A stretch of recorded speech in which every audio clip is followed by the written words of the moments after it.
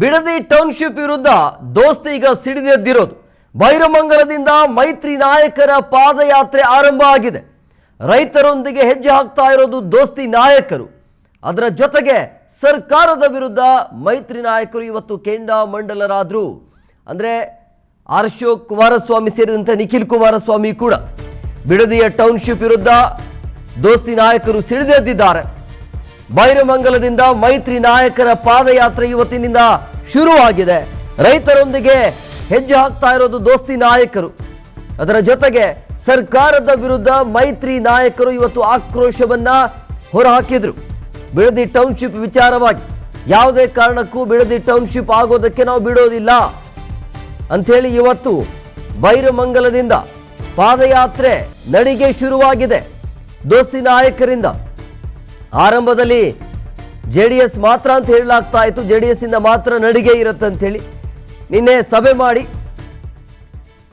ಒಗ್ಗಟ್ಟಿನ ಮುಖಾಂತರ ಹೋಗಬೇಕು ಅಂತೇಳಿ ಒಗ್ಗಟ್ಟಿನ ಪ್ರದರ್ಶನ ಇಲ್ಲಿ ತೋರಿಸ್ತಾ ಇರೋದು. ದೊಡ್ಡ ಮಟ್ಟದಲ್ಲಿ ಬೆಂಬಲ ಸಿಕ್ಕಿದೆ. ನೋಡಿದ್ರೆ ಗೊತ್ತಾಗತ್ತೆ ಈ ಪಾದಯಾತ್ರೆಗೆ BJP JDS ಅದರ ಜೊತೆಗೆ ರೈತರು ಕೂಡ ಈ ಪಾದಯಾತ್ರೆಗೆ ಕೈ ಜೋಡಿಸಿರುವಂತಹ ಹಿನ್ನೆಲೆಯಲ್ಲಿ ರಣಕಹಳೆ ಮೊಳಗ್ತಾ ಇದೆ. ಇಲ್ಲಿ ನೋಡ್ತಾ ಇದ್ರಿ ಸರ್ಕಾರದ ವಿರುದ್ಧ ಆಕ್ರೋಶ, ಅದರ ಜೊತೆಗೆ ಯಾವ ರೀತಿಯಾಗಿ ಹೋರಾಟಕ್ಕೆ ಜನ ಬೆಂಬಲ ಇದೆ ಅಂತೇಳಿ. ಸೊ ಇವತ್ತು ಬೈರಮಂಗಲದಿಂದ ಮೊದಲ ದಿನ ಪಾದಯಾತ್ರೆ ಆರಂಭ ಆಗಿದೆ. ಇನ್ನು JDS ಯುವ ಘಟಕದ ಅಧ್ಯಕ್ಷರಾಗಿರುವಂತಹ ನಿಖಿಲ್ ಕುಮಾರಸ್ವಾಮಿ ಜೊತೆ ನಮ್ಮ ಪ್ರತಿನಿಧಿ ತಿಮ್ಮೇಗೌಡ ಮಾತನಾಡಿದ್ದಾರೆ. ಏನ್ ಹೇಳಿದ್ದಾರೆ ಕೇಳೋಣ ಬನ್ನಿ. JDS ಯುವ ನಾಯಕ ನಿಖಿಲ್ ಕುಮಾರಸ್ವಾಮಿ ಇದ್ದಾರೆ, ಮಾತನಾಡಿ ಸರ್. ಇವತ್ತು ಅಭೂತಪೂರ್ವ ಬೆಂಬಲ ವ್ಯಕ್ತವಾಗಿದೆ, ಏನು ಅನ್ನಿಸ್ತಾ ಇದೆ ಸರ್ ಈ ಕ್ಷಣ? ಈಗ ಬೈರಮಂಗಲ ಭಾಗದ 2 ಪಂಚಾಯಿತಿಯ ರೈತರ ಪರವಾಗಿ ನಾಡಿನಾದ್ಯಂತ ಅನ್ನದಾತರು ಇವತ್ತು ಸ್ಪಂದಿಸಿದ್ದಾರೆ. ಅನ್ನದಾತರ ಸಂಕಷ್ಟಕ್ಕೆ ಇವತ್ತು ಅನ್ನದಾತರೆ ಬಂದು ನಿಂತಿರ್ತಕ್ಕಂಥದ್ದು. ಬಹುತೇಕ ರಾಜ್ಯದ ಹಲವಾರು ಜಿಲ್ಲೆಗಳಿಂದ ಇವತ್ತು ರೈತಾಪಿ ವರ್ಗ ಈ 2 ಪಂಚಾಯಿತಿಯ ರೈತರನ್ನ ನೋವನ್ನು ಕಳೆದ 500 ದಿನಗಳಿಗೂ ಹೆಚ್ಚು ದಿನಗಳು ಪ್ರತಿಭಟನಾ ಸ್ಥಳದಲ್ಲಿ ಇವತ್ತು ಇವರು ಅನುಭವಿಸ್ತಾ ಇರ್ತಕ್ಕಂಥ ಯಾತನೆಯನ್ನು ನೋಡಿ ಇವತ್ತು ಸರ್ಕಾರಕ್ಕೆ ಒಂದು ಎಚ್ಚರಿಕೆ ಗಂಟೆಯನ್ನು ಮೂಡಿಸ್ತಕ್ಕಂಥದ್ದಕ್ಕೆ ಎಲ್ಲರೂ ಕೂಡ ಸಹಕಾರ ಕೊಟ್ಟಿದ್ದಾರೆ ರೈತರಿಗೆ. ಈ ಪಾದಯಾತ್ರೆ ಹೊರತುಪಡಿಸಿ ನೆಕ್ಸ್ಟ್ ಹೋರಾಟ ಹೇಗಿರುತ್ತೆ ಸರ್? ಈ ಪಾದಯಾತ್ರೆಗೆ ಸರ್ಕಾರ ಮಣಿತಾ ಇದ್ರೆ ಈಗ ಒಂದು ಕಡೆ ಕಾನೂನಿನ ಹೋರಾಟಕ್ಕೆ ಈಗಾಗಲೇ ಫೈಲಿಂಗ್ಗಳಾಗಿದೆ, ಒಮ್ಮೆ ಹಿಯರಿಂಗು ಕೂಡ ಬಂದೋಗಿದೆ. ನಮಗೆ ಅಚಲವಾದಂಥ ನಂಬಿಕೆ ಇದೆ, ಆತ್ಮವಿಶ್ವಾಸ ಇದೆ. ಅಕ್ಕ ದಯವಿಟ್ಟು ನಡಿಯಕ್ಕ ಹೆಜ್ಜೆ ಅಕ್ಕ ಪ್ಲೀಸ್. ಮೆರಿಟ್ ಮೇಲೆ ಕಾನೂನಿನ ಹೋರಾಟ ರೈತರಿಗೆ ಜಯ ಸಿಗುತ್ತೆ ಅಂತಕ್ಕಂಥ ವಿಶ್ವಾಸ ಇದೆ ಸರ್. ಓಕೆ, ಇನ್ನೊಂದು ಕಡೆ ಆಗಿ ಸರ್ ಪಶ್ಚಾತ್ತಾಪದ ಯಾತ್ರೆ ಅಂತ ಒಂದ್ ಕಡೆ ಫ್ಲೆಕ್ಸ್ ಹಾಕಿದ್ರೆ, ಇನ್ನೊಂದ್ ಕಡೆ ಜಾಹೀರಾತುಗಳು ಕೊಟ್ಟಿದ್ದಾರೆ ಸರ್ ಇವತ್ತು ದಿನಪತ್ರಿಕೆಗಳಲ್ಲಿ. ಈಗ ಯಾರ್ದ ಪಶ್ಚಾತ್ತಾಪ ಪ್ರಾಯಶ್ಚಿತ ಇದೆಲ್ಲವೂ ಕೂಡ ಮುಂದಿನ ದಿನಗಳಲ್ಲಿ ಜನ ತೀರ್ಮಾನ ಮಾಡ್ತಾರೆ. ಆದರೆ ಈ ರೀತಿ ಸರ್ಕಾರದ ದುಡ್ಡಲ್ಲಿ ಸ್ವೇಚ್ಛಾಚಾರವಾಗಿ ತೆರಿಗೆ ಹಣದಿಂದ ಕೋಟ್ಯಾಂತರ ರೂಪಾಯಿ ಇವತ್ತು ಫ್ಲೆಕ್ಸ್ಗಳು ಹಾಕುವಂಥದ್ದು, ಜಾಹೀರಾತುಗಳನ್ನ ಬಿಡುಗಡೆ ಮಾಡ್ತಕ್ಕಂಥದ್ದು ನೋಡಿದಾಗ ಬಹಳ ಸ್ಪಷ್ಟ ರಾಜ್ಯ ಸರ್ಕಾರ ಎದುರಿದೆ. ಅದಕ್ಕೋಸ್ಕರ ಇವತ್ತು ಈ ರೀತಿಯಾದಂಥ ನವರಂಗಿ ಆಟಗಳು ಆಡ್ತಾ ಇದ್ದಾರೆ. ಪ್ರಶ್ನೆ ಸರ್, ಅಭಿಪ್ರಾಯಗಳ ಸಮಗ್ರ ಪರಿಶೀಲನೆಗೆ ಒಂದು ಸಮಿತಿ ರಚನೆ ಮಾಡಿದ್ದಾರೆ, ಅದು ನರೇಂದ್ರ ಸಮಿತಿ. ಈಗ 3 ರಿಂದ 4 ವಾರ ಬೇಕಾಗಿತ್ತಾ ಸಮಿತಿ ರಚನೆ ಮಾಡೋಕ್ಕೆ? ಪರಿಶೀಲನೆ ಸಮಿತಿ ಇವತ್ತೇನು ಮಾಡಿದ್ದಾರೆ, ಯಾವಾಗ ಪಾದಯಾತ್ರೆಯ ಬಿಸಿ ಸರ್ಕಾರಕ್ಕೆ ಮುಟ್ಟುತ್ತೆ ಅಂತಕ್ಕಂಥದ್ದು ಗೊತ್ತಾಯಿತು, ಏಕಾಏಕಿ ರಾತ್ರಿ ಒಂದು ಸಮಿತಿ ರಚನೆ ಮಾಡಿರೋದನ್ನ ನಾವು ಕೂಡ ನೋಡಿದ್ದೇವೆ. 30 ದಿನದಲ್ಲಿ ವರದಿ ಕೊಡಿ ಅಂತಲೂ ಹೇಳಿದ್ದಾರೆ. ಆದರೆ ಈ ಹಿಂದೆ 2006ರಲ್ಲಿ ಏನೊಂದು ಸತ್ಯ ಶೋಧನಾ ಸಮಿತಿಲಿ ಅಧ್ಯಕ್ಷತೆಯಲ್ಲಿ ಯಾರಿದ್ರು, ಅದರ ಸದಸ್ಯರುಗಳು ಯಾರಿದ್ರು ಎಲ್ಲ ನೋಡಿದ್ದೀವಿ. ಹಾಗಾಗಿ ಅಲ್ಲಿ ಬಂದಿರತಕ್ಕಂಥ ವರದಿ ಕಾಂಗ್ರೆಸ್ನವರೇ ಸ್ವತಃ ಮಾಡಿರ್ತಕ್ಕಂಥದ್ದು. ಇವತ್ತು 30 ದಿನದಲ್ಲಿ ಬರ್ತಕ್ಕಂಥ ವರದಿ ಏನಾಗಿರುತ್ತೆ ಅನ್ನೋ ಅರಿವು ಕೂಡ ನಮಗೂ ಇದೆ. ಯಾರೋ ಮತ್ತೆ ದಳ್ಳಾಳಿಗಳನ್ನ ಅವ್ರನ್ನ ಕೂರಿಸ್ಕೊಂಡು ಆ ಸಮಿತಿಯಲ್ಲಿ ಒಂದು ವರದಿ ಮತ್ತೆ ಸರ್ಕಾರದ ಪರವಾಗಿ ಕೊಟ್ಕೊಂಡು ಯೋಜನೆ ಪರವಾಗಿ ಕೊಡುವಂಥ ಪ್ರಯತ್ನ 100ಕ್ಕೆ 100 ಆಗುತ್ತೆ. ಆದರೆ ನಾವು ಯಾವುದಕ್ಕೂ ಕೂಡ ಎದುರ್ತಕ್ಕಂಥ ಪ್ರಶ್ನೆ ಇಲ್ಲ. ಕಾನೂನಿನ ಮೇಲೆ ನಮಗೆ ಸಂಪೂರ್ಣವಾದಂಥ ಭರವಸೆ ಇದೆ. 100ಕ್ಕೆ 100 ಜಯ ಸಿಗುತ್ತೆ ನಮ್ಮ ರೈತರಿಗೆ. ಇದಿಷ್ಟು JDS ಯುವ ನಾಯಕ ನಿಖಿಲ್ ಕುಮಾರಸ್ವಾಮಿ ಅವರ ಸ್ಪಷ್ಟ ನುಡಿಗಳು. ಕ್ಯಾಮ್ರಾಮನ್ ಚಂದ್ರಕಾಂತ್ ಜೊತೆ ಹೆಬ್ಬಾಕ ತಿಮ್ಮೇಗೌಡ, PNS ವಿಸ್ತಾರ ನ್ಯೂಸ್, ಬೈರಮಂಗಲ. ಇವಾಗ ಮತ್ತಷ್ಟು ಮಾಹಿತಿ ನೀಡ್ತಾರೆ ನಮ್ಮ ಪ್ರತಿನಿಧಿ ರಾಜು, ನೇರ ಸಂಪರ್ಕದಲ್ಲಿದ್ದಾರೆ. ರಾಜು, ಮೊದಲ ದಿನ JDSನ ಪಾದಯಾತ್ರೆಗೆ ಬೆಂಬಲ ಅಂತೂ ಚೆನ್ನಾಗಿ ಸಿಗ್ತಾ ಇದೆ. ಸೊ ಇವತ್ತು ಎಷ್ಟು ಕಿಲೋಮೀಟರ್ ತನಕ ನಡಿಗೆ ಇರುತ್ತೆ, ಎಲ್ಲಿ ಸ್ಟೇ ಮಾಡ್ತಾರೆ? ಎಸ್ ಎಂ ಕುಮಾರ್ ಏನು ಬಿಡದಿಯ ಟೌನ್ಶಿಪ್ ವಿಚಾರದಲ್ಲಿ ಈಗಾಗಲೇ ಏನು ಪಾದಯಾತ್ರೆ ಹೊರಟಿರುವಂಥದ್ದು. ಈ ಪಾದಯಾತ್ರೆಗೆ ಸ್ವತಃ ಕೇಂದ್ರ ಸಚಿವ ಎಚ್ ಡಿ ಕುಮಾರಸ್ವಾಮಿ ಮತ್ತು ವಿಪಕ್ಷ ನಾಯಕ ಆರ್ ಅಶೋಕ್ ಅವರು ಚಾಲನೆ ನೀಡಿದ್ರು. ನಂತರ ಅಭೂತಪೂರ್ವವಾಗಿ ಜನಬೆಂಬಲವೂ ಕೂಡ ವ್ಯಕ್ತವಾಗ್ತಾ ಇದೆ. ಇದೀಗ ಏನು ಬೈರಮಂಗಲ ಆ ಭಾಗದಲ್ಲಿ ಟೌನ್ಶಿಪ್ ಮಾಡಬೇಕು ಅಂತ ಏನೋ ಸರ್ಕಾರ ಹೊರಟಿದ್ದಿಲ್ಲ, ಆ ಭಾಗದಿಂದ ಬೈರಮಂಗಲದಿಂದ ಈಗ ಬಿಡದಿಗೆ ಈ ಒಂದು ಪಾದಯಾತ್ರೆ ಬರ್ತಾ ಇದೆ.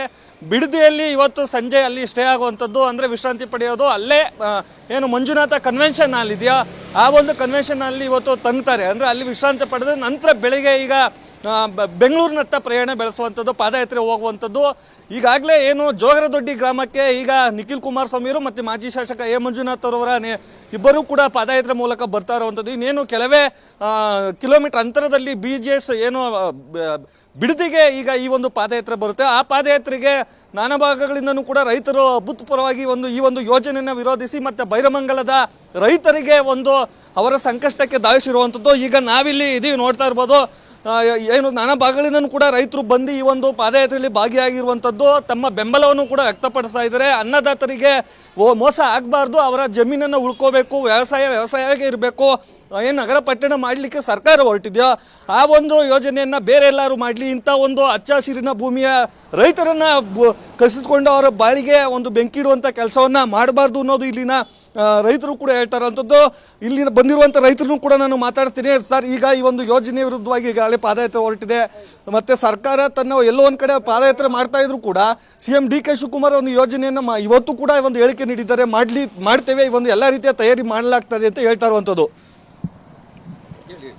ಸರ್ಕಾರ ಏನು ಅಂದೊಂದು ದಿನ ಆಶ್ವಾಸನೆ ಕೊಟ್ಟು ಬಡವರಿಂದ ಬಡವರಿಗಾಗಿ ಬಡವರಿಗೋಸ್ಕರ ಅಂತ ಸುಳ್ಳು ಹೇಳ್ಕೊಂಡ್ಬಂದಂಥ ಸರ್ಕಾರ ಇವತ್ತು ನಾನಾ ರೀತಿಯ ಕಸರತ್ತು ಮಾಡಿ ರೈತರ ಜಮೀನನ್ನು ಕಸಿದುಕೊಳ್ಳೋಕ್ಕೆ ಏನೇನು ನಾಟಕ ಮಾಡ್ತಿದೆ ಈ ಒಂದು ಕಮಿಷನ್ ಏಜೆಂಟ್ ಸರ್ಕಾರ ಅಂತ ನಾನು ಹೇಳೋಕ್ಕೆ ಇಷ್ಟಪಡ್ತಿದ್ದೀನಿ. ಆ ಕಮಿಷನ್ ಏಜೆಂಟ್ ಸರ್ಕಾರ ಇವತ್ತು ತನ್ನೆಲ್ಲ ಒಂದು ಏನು ಅಸ್ತ್ರಗಳನ್ನೆಲ್ಲ ಉಪಯೋಗಿಸಿ ಬಡವರನ್ನ ಸರ್ವನಾಶ ಮಾಡಬೇಕು ಅಂತ ಅವರ ಹಿತದೃಷ್ಟಿಯಿಂದ ಒಂದು ತಿಳ್ಕೊಂಬಿಟ್ಟಿದ್ದಾರೆ. ಅದನ್ನು ಮಾಡಲೇಬೇಕು ಅಂತೇಳಿ ಅವರ ದುರ್ಯೋಧನನ ಶಪಥ ಮಾಡ್ದಂಗೆ ಅವರು ಮಾಡ್ಕೊಂಡು ಬರ್ತಾ ಇದ್ದಾರೆ. ಈ ಸರ್ಕಾರಕ್ಕೆ ಕಣ್ಣಿಲ್ಲ, ಕಿವಿ ಇಲ್ಲ, ಏನೂ ಇಲ್ಲದ ಸರ್ಕಾರ ಇದು.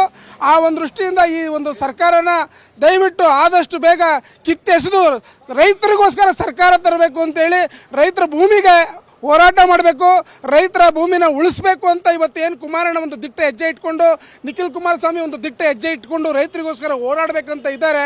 ಆ ಒಂದು ಹೋರಾಟ ಯಶಸ್ವಿಯಾಗಲಿ ಅಂತೇಳಿ ನಾವೆಲ್ಲ ಅವ್ರಿಗೆ ಸಹಕಾರ ನೀಡಿ ಬೆಂಬಲ ನೀಡೋಕ್ಕೋಸ್ಕರ ನಾವು ಬಂದಿದ್ದೀವಿ ಸರ್. ಇಲ್ಲಿನ ಸ್ಥಳೀಯ ಶಾಸಕರು ಹೇಳ್ತಾರೆ, ಒಂದು ಕಡೆ ಈ ಒಂದು ಯೋಜನೆ ತಂದಿದ್ದು ಕುಮಾರಸ್ವಾಮಿ, ಇದು ಕುಮಾರಸ್ವಾಮಿಯವರ ಕನಸಿನ ಕೂಸು, ಆ ಕನಸನ್ನ ನಾವು ನನಸು ಮಾಡ್ತಾ ಇದೀವಿ, ನಮ್ಮನ್ನ ಇಲ್ಲಿ ಬಿಲೇವ್ ಮಾಡದೆ ನಮ್ಮನ್ನ ಈ ಒಂದು ಹೊಣೆಗಾರಿಕೆ ಮಾಡಿದ್ರೆ ಇದು ತಪ್ಪಾಗುತ್ತೆ ಅನ್ನೋದು ಕೂಡ ಸರ್ಕಾರ ಹೇಳ್ತಾ ಇರುವಂಥದ್ದು. ಅಂದಿನ ಕುಮಾರಸ್ವಾಮಿ ಅವರು ಸರ್ಕಾರನ ಒತ್ತಾಯ ಮಾಡಿ ಅವರು ಕೂಡ ಒಂದು ಈ ಭೂಮಿನ ನಾವು ಮಾಡಬೇಕು ಅಂತ ಹೊರಟಿದ್ರು. ಆದರೆ ರೈತರ ಹಿತಕ್ಕೋಸ್ಕರ ರೈತರು ಬಂದು ಕೇಳ್ಕೊಂಡಾಗ ಯಾವುದೇ ರೀತಿಯಾದಂಥ ನಾವು ಇಲ್ಲಿ ಫಲವತ್ತಾದ ಭೂಮಿಯನ್ನು ನಾವು ಕೊಡೋಕ್ಕೆ ಸಿದ್ಧ ಇಲ್ಲ.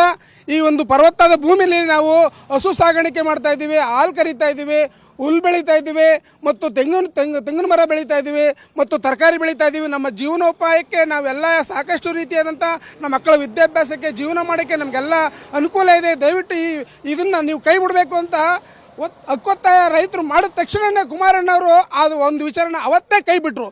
ಇದು ಕೇವಲ ಸರ್ಕಾರ ನಡೆಸೋಕ್ಕೆ ಶಿವಕುಮಾರ್ ಮತ್ತು ಅವರ ಸರ್ಕಾರ ಈ ಒಂದು ಏನು ಆ ಕನಸಿನ ಕೂಸು ಅಂತ ಹೇಳ್ತಿದ್ದಾರೆ, ಆ ಕನಸಿನ ಕೂಸನ್ನ ಅವತ್ತೇ ಕೂಡ ಕುಮಾರಸ್ವಾಮಿ ಅವರು ಕೈ ಬಿಟ್ಟರು. ಇದು ಒಂದು ಸುಳ್ಳಿನ ಕಂತೆ. ಇನ್ನೊಬ್ಬರು ರೈತರು ಇದ್ದಾರೆ, ರೈತರು ಅವ್ರನ್ನೂ ಕೂಡ ಮಾತಾಡ್ತೀನಿ. ಸರ್, ಇಷ್ಟೆಲ್ಲ ಹೋರಾಟ ಆಗ್ತಾ ಇದೆ, ಮತ್ತೊಂದು ಕಡೆ ರಾಜ್ಯ ಸರ್ಕಾರ ಇದೆಲ್ಲ ರಾಜಕೀಯದಂತ ಪ್ರೇರಿತ, ಕುಮಾರಸ್ವಾಮಿಯವರ ಕೃಪಪೋಷಿತ ನಾಟಕ ಮಂಡಳಿ ಅಂತ ಒಂದು ಬಿಂಬಿಸ್ತಾ ಇರುವಂತದ್ದು ರೈತರ ಒಂದು ಹೋರಾಟವನ್ನ. ಸರ್, ಕುಮಾರಸ್ವಾಮಿ ಅವರು ಹಾಗೆ ಸ್ಟೇಟ್ಮೆಂಟ್ ಕೊಟ್ಟವ್ರೆ, ಹೌದು ನಾನು ಮಾಡಿದ್ದು ನಿಜ, ಆದರೆ ನಾನು ಯಾವುದೇ ಕಾರಣಕ್ಕೂ ರೈತರಿಗೆ ಅನ್ಯಾಯ ಮಾಡಬಾರ್ದು ಅಂತ ಕೈ ಬಿಟ್ಟಿದ್ರು.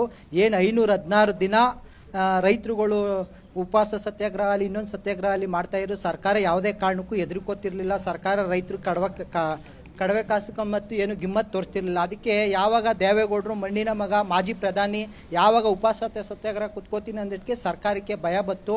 ಮತ್ತು ಓಕೆ ಹೋರಾಟ ಮಾಡ್ತೀನಿ ಅಂತ ಹೇಳಿದ್ರು.